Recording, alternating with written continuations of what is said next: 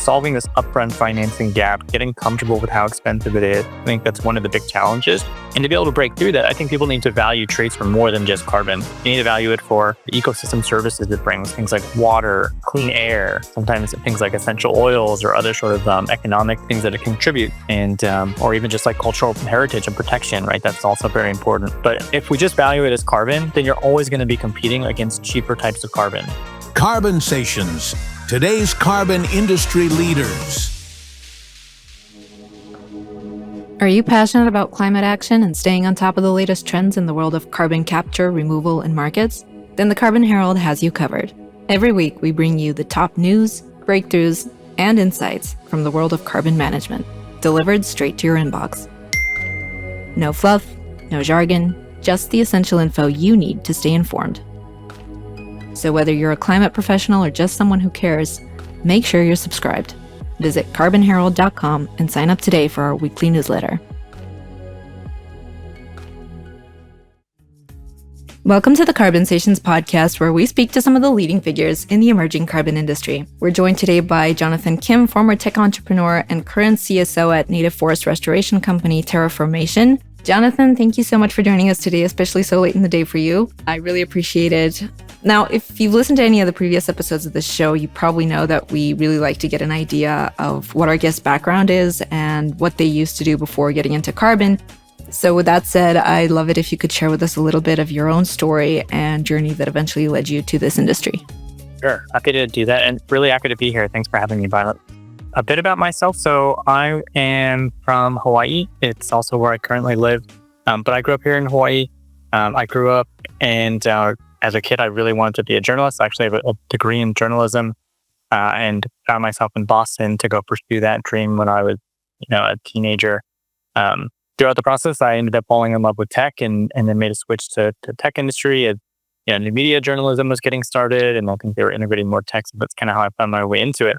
And then just spent, a number of years at different tech companies within the Boston area. I eventually left and started my own.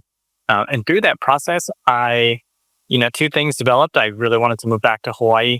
I also realized that, as a 20-something-year-old kid, I had a certain set of skills. And as I got older, I really found that I had new skills. When I was an engineer or I was a journalist, I could write or I could write code.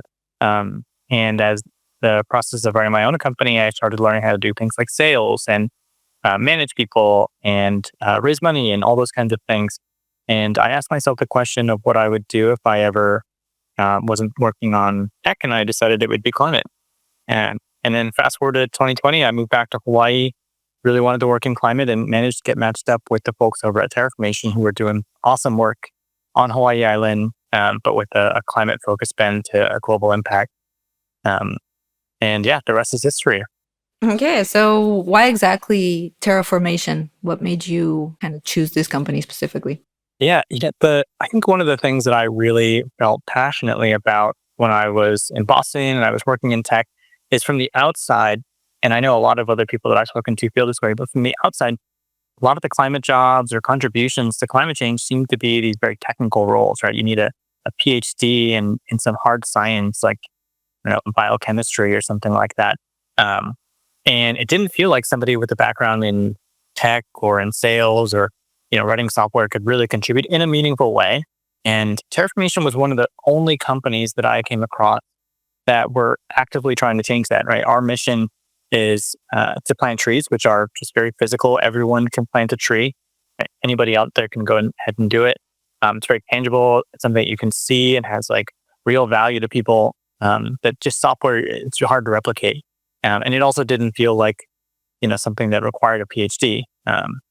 To just kind of get started and grow it. So that was really exciting. And I just joined the company as our head of product, building out the software at first. But I think there's just tons of opportunities for people of all kinds and all skill sets to get involved. And I just want to see more companies like that exist.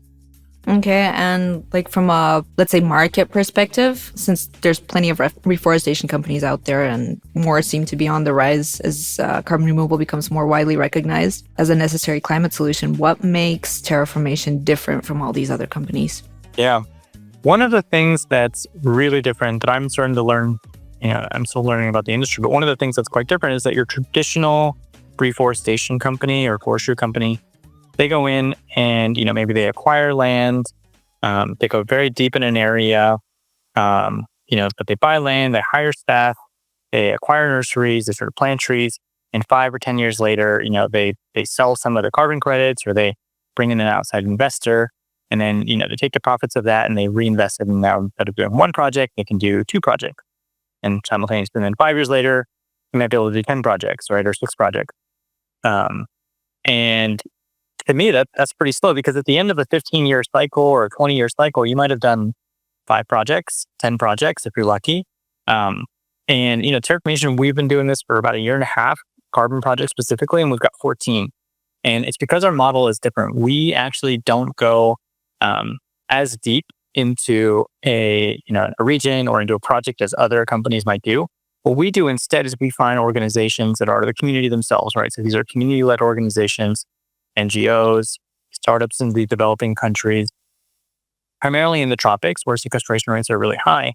And we find teams that have been doing this already. They've been doing it with community-based fundraising or grants, right, on a shoestring budget, 100 hectares, 200 hectares, things like that.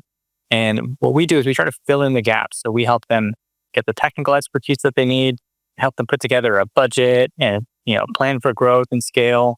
We work with them to register their project on the carbon registry. We represent them to government. We help connect them with financing, like all of these types of things that is innately like in their genes. We know that they can do it, but they need help. They need somebody else that can help them do it, because if an investor were to come across them, they would say, this is not a bankable team, or this is not a bankable project. They don't have legal representation or land rights. And so we take these projects, we help these projects that are just under the line of being bankable, and we help them be scalable. And as a result, we can actually do many more projects than your typical developer, because we're sort of light in this way.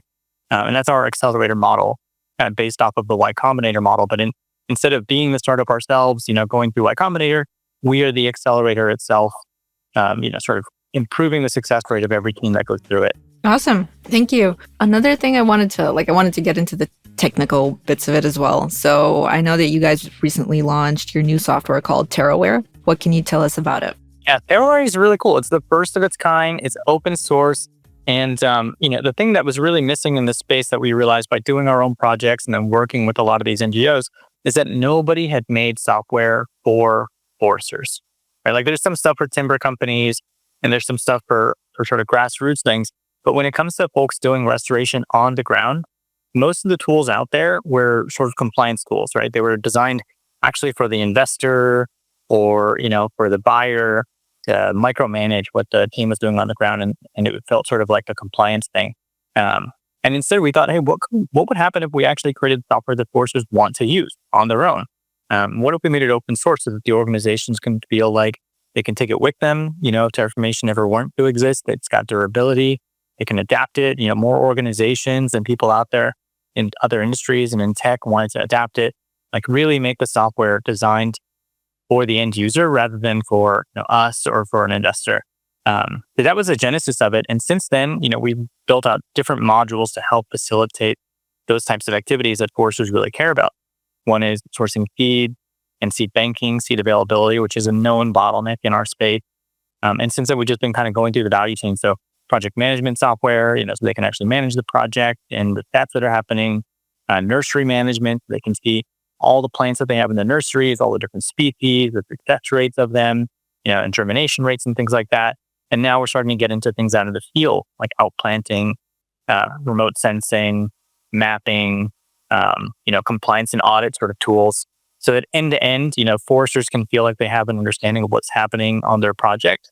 And then as a side effect, right, we as the developer on the project or as one of the supporters, as well as investors, we can actually take all of that data from what they're doing and draw conclusions from it. So I can say, I can log into a project in Ghana or in Indonesia and say, hey, actually, it looks like the survival rate of this species of plant in this area is a little under where we want it to be. Let me go reach out to them and let them know. And we can work with them to maybe change their planting mechanisms or methods, or source seeds from a different area because maybe the seeds that we're sourcing for this plant have been historically quite low. That's something that no one's been ever able to do before, and definitely not in this proactive sort of light touch way. So that's something I'm just really excited about. And I think we're just at the beginning of it. Yeah, it definitely does sound very exciting. Can you expand a little bit on the seeds part? You mentioned that it's kind of a bottleneck in the industry. What do you mean by that? Yeah. So just on paper, right? Like just conceptually, if you want to plant 1,000 trees, you need at least twice as many seeds because, you're going to probably have some die off. Some of those aren't going to germinate. But if you start with, 1,000 plants, you're going to need at least twice as many seeds to get there. And for a native project, which is becoming more in vogue these days, right? So you're using native species, you can't just plant them from cutting. You can just take a cutting of a plant and then just put it in there. You're ultimately just creating a monocrop. And so these projects have to go out and source seeds from the wild. So we go out, we find trees that have them, collect them. Sometimes these trees are, in 4 feet of mud. Sometimes they're up a really rocky slope. Sometimes they're a rare species, and it's actually really hard to find them. Nobody's seen them in years. But if you're committed to doing native restoration, that's what you actually have to go through. And most of our supply chain, our knowledge of supply chain and industrialization hasn't prepared us for that kind of sourcing. We're just used to buying something on Amazon and it showing up in a couple of days and we can track every step of the way. When your project is now dependent on, a 60-year-old man or woman in a developing country identifying and finding a tree out in the wild and collecting seed when it is ready, because they're not always ready. They're fruits, right? They have a cycle and they ripen at a certain time. You have to pick them at the optimal time so that you can actually get all the seeds and all the high germination rate out of them. So like when that is the blocking factor for you to be able to hit your planting schedule this season or next season, you really start to feel that pain. And so knowing how to source seeds, having good data on where you're collecting those seeds from, how they're doing in the seed bank, because in order to actually have seeds for next planting season, you have to bank them and save them so that you can sort of be resilient and flexible to the rainy seasons and things like that.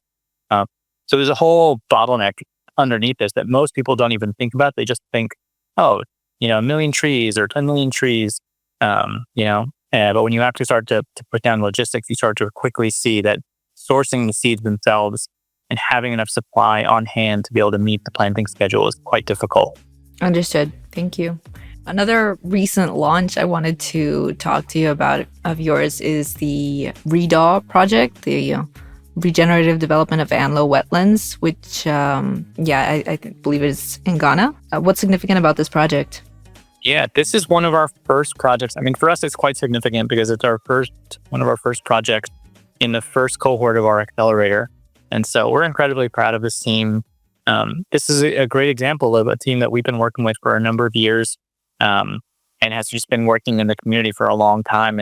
And we found them and started giving them some grant money to get started. And we realized, wow, this is an awesome team. They have bigger ambitions. Let's work with them on a carbon project. And we invited them into this accelerator program as it got started. This is the largest, as far as we know, the largest mangrove restoration project in Ghana. I think it's on track to currently be like the first blue carbon project crediting in the carbon markets, if not the one on Barrow, which is obviously the largest registry. And so we're really excited about it. The thing that I love about it is that the community, the theory of change behind this project is that the community actually cares most about the fish, right? I know this is a reforestation project and most people would think, they care about the trees, but ultimately they really care about the fish, because what they've realized is that mangroves are a natural nursery for fish. And this is a fishing community. It's a coastal, wetland restoration project. This is a fishing community. It's their livelihood. It's their heritage. And so they're most excited about the fishing, and they see the trees as a way to bring that back. And so they actually feel very committed to planting the mangrove species and protecting them over the long term, because they have a direct connection between restoring mangroves and their livelihoods as a community. And that's just awesome, right? That's really great to see when those things are in simpatico. So how does one actually go about tracking, mangrove reforestation, if that's the proper term that you use for it? Yeah, it's really hard. It's funny. I remember when I first joined Terraformation, one of our ideas for Terraware was to make a mobile app where foresters would go out in the field, and when they plant a tree, they would take a picture of it, right? And that would be the way that we tracked every single tree in the world. Very lofty ambitions. We very quickly realized that when you're out planting, I don't know if you've ever done a planting project, but when you're out planting, it's raining, you got like 5 things in your hands, you're covered in mud, you're wearing gloves, like there's no way you're going to close a picture. And in Ghana, in these mangrove projects, like they're literally like, at least in ankle deep, if not like knee or waist high deep mud sometimes. And so it's really hard. What we do is we actually track the trees when they're in the nursery. So as they're growing them, that's when all of the trees are at a certain size where you can sort of see them physically. They're not just seeds, but they're seedlings. But they're the closest that they'll ever be because they're all under, maybe the same tent in a nursery or the same greenhouse. So we keep track of all of those batches, and then we track when they take them out of the nursery and bring them to a specific site. So we'll say, hey, you withdrew 1,000 trees. It's going to this, 50 by 50 meter area, roughly on this day, and here's who took it. And so we generally know where those trees are going to go. And we know what species they are because we follow them to the nursery and things like that. So rather than trying to send somebody out there with a mobile phone with no internet, wearing gloves in the middle of mud, we instead do them in batches. And what we give up in the fidelity, because we don't see every single picture of every single tree, we get up in accuracy because actually now they're more likely to do the tracking and the behavior, even if it, maybe a batch of 100 or 1,000 trees at a time. Okay. And how do you go about measuring like the amount of carbon that's sequestered in these projects? Or like, do you have projections? How does this whole thing work, and how are carbon credits generated from this? Yeah, good question. And it's definitely it's a little bit of an art and a little bit of a science. We're working off of estimates. And so our team will do extensive research on past historic growth rates for different types of species. Many times they'll find plants that don't have those. And so we'll have to use something that's sort of an approximate. So let's say, hey, this is the lower end of the range that we found in terms of sequestration rate for these species in these regions. And here's the high range. And we'll try to pick something that feels a little on the conservative side, because we don't want to overestimate and then sort of end up with less credits or less carbon than we had expected. And then because these are all Vera projects, we work with a third-party auditor. They come out, they do the estimation at a certain point when the trees are high enough to start doing that. And they do that on a regular cycle. And at the end, our estimates are essentially matched with the truth that they tell us. They go out and they say, hey, here's how much carbon, is actually out there. And for us, I think one of the benefits of using the software like Terraware at the earliest stages is that we have better telemetry on roughly what's going to come out of there, because we know what species of plants, we know how many of them are surviving, right? We know exactly where they are. And then we sort of match that with what the auditor tells us or what a third party tells us to say, okay, this is how much, we planted. Here's what we think is going to happen. Here's what the auditor said actually happened. And over time, we can get better calibration, there's a hope, to be able to get predictions. Because if we have a tree or a plant that has no estimation on how much carbon it's sequestering, especially in the first 10 or 20 or 30 years, now we can actually have that data because we've been tracking where they are, we know what species, and now we have the auditor go out and we can start contributing back to science in that way. Okay. And in this case, can credits be pre-purchased, or are they sold like after the fact, like once they've already been generated? Yeah. Our model, we do both. So we sell some credits up front, sort of a forward sale, or ideally as a prepay. So somebody tells us, hey, we want to buy credits. Either they're going to pay us today, to get a discount on the credits, or they'll say we'll pay them as you deliver them, but we'll commit to buying them today. And we can go about and doing the work. But we don't actually get custody of credits until the auditor goes out and tells us how much there are, and the registry acknowledges that. Okay, understood. Well, it definitely sounds like an amazing project and one we could certainly use more of in the world. But moving on to more global matters, so to speak, as someone who gets to see up close kind of all the cogwheels of this machine that is nature-based carbon projects, what would you define as the main challenges in this sector, and how does Terraformation deal with them? Oh gosh, it's a long podcast. There are so many challenges, Violet. Let's see.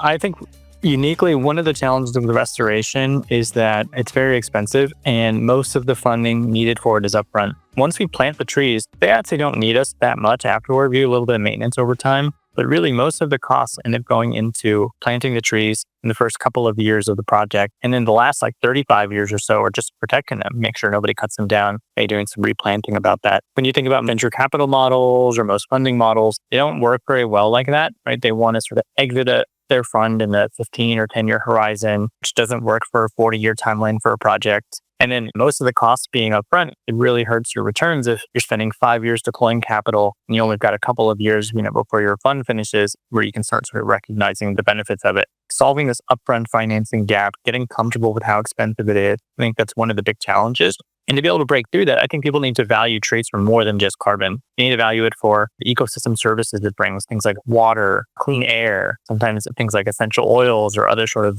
economic things that it contribute, and or even just like cultural heritage and protection, right? That's also very important. But if we just value it as carbon, then you're always going to be competing against cheaper types of carbon. It could be renewable energy or whatever it may have you. I think if we start to see it for all the other benefits, like the impact it's having on communities, the job force, diversity, like, in our project, 60% of the workers in Ghana are women.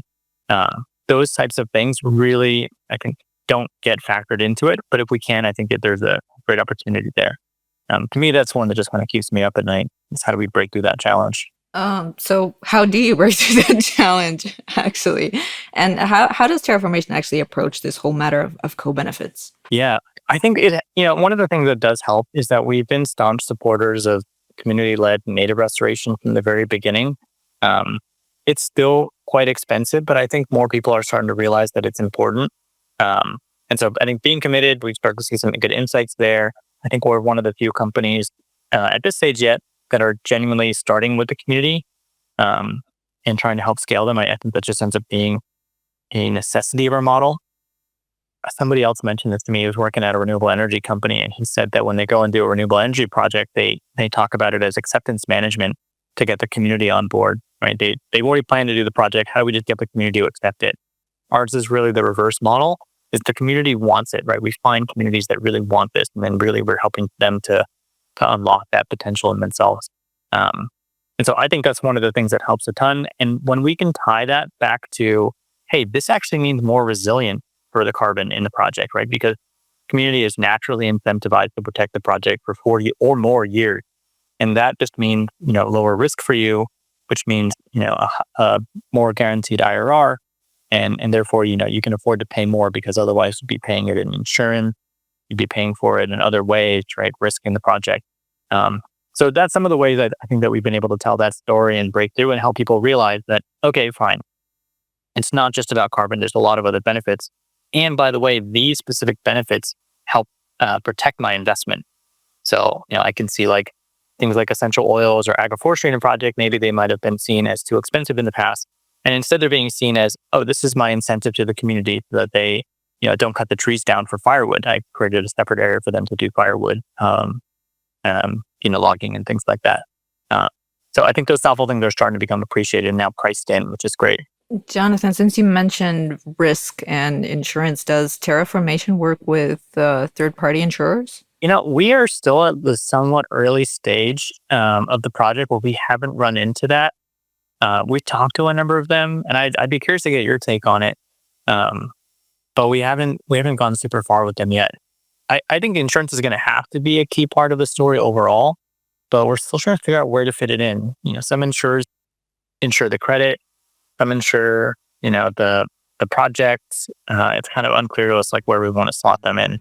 I'm definitely not a pro in this matter, but from judging by some of the conversations I've had with people in the industry, there are carbon insurers. There are companies out there who do only specifically carbon insurance, and they've started to develop like a whole bunch of different products that, the carbon developers or carbon project developers can use. And they're all just so very different, and everyone can, kind of pick and choose based on what they're looking for. So I'm not the expert here, but what I can say is that it's definitely going to be I believe it's going to be like a multi-billion-dollar industry from someone I spoke to in the industry. So yeah, it's definitely something that's needed and provides like that kind of extra layer of security for investors, for them to feel safe to be investing in these projects. And, since there is a desperate need for finance to be flowing, carbon projects, carbon insurance is definitely going to be a very, very needed tool for that. Yeah, I think you're absolutely right.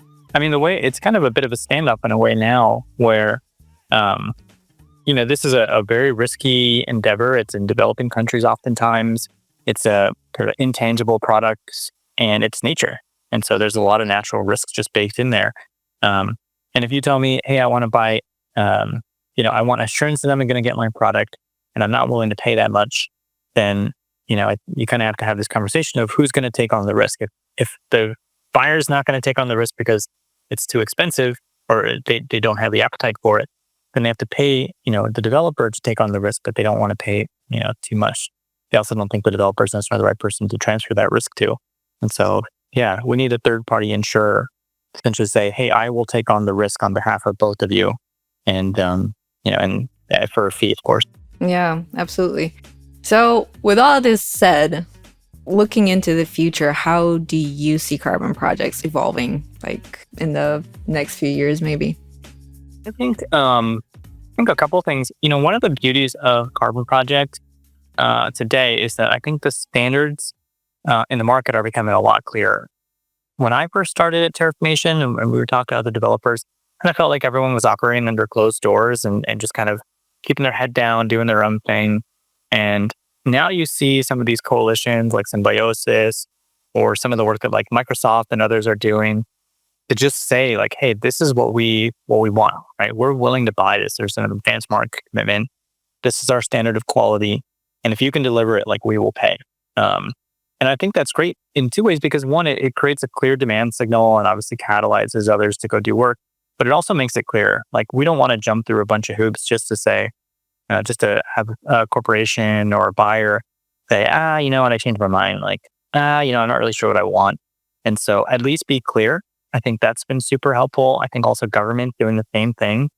I would much rather have a government and come out and clearly say, hey, we have a very challenging or maybe unfriendly stance to carbon. I would rather than come out and say that clearly than to be ambiguous, because, and hard to know, like, are they going to be friendly to carbon and reforestation projects, or are they going to be, antagonistic towards it?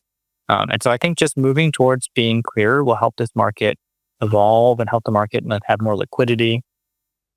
Whereas right now, it just kind of felt like very opaque. And when it's opaque like that, it's very hard for it to be repeatable and scalable.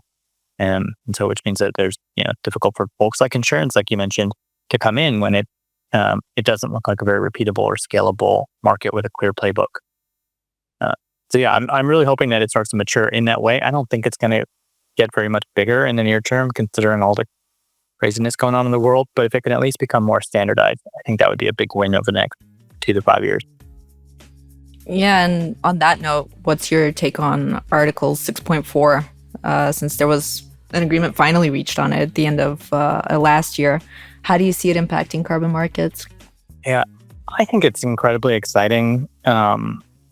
We've got, especially we've got some team members based in Southeast Asia or West Asia, and I think they've been pretty aggressive. Like Singapore's been very aggressive about adopting Article 6.4, or Japan got like a similar bilateral agreement mechanism. Ghana, obviously, it's been signing agreements with folks.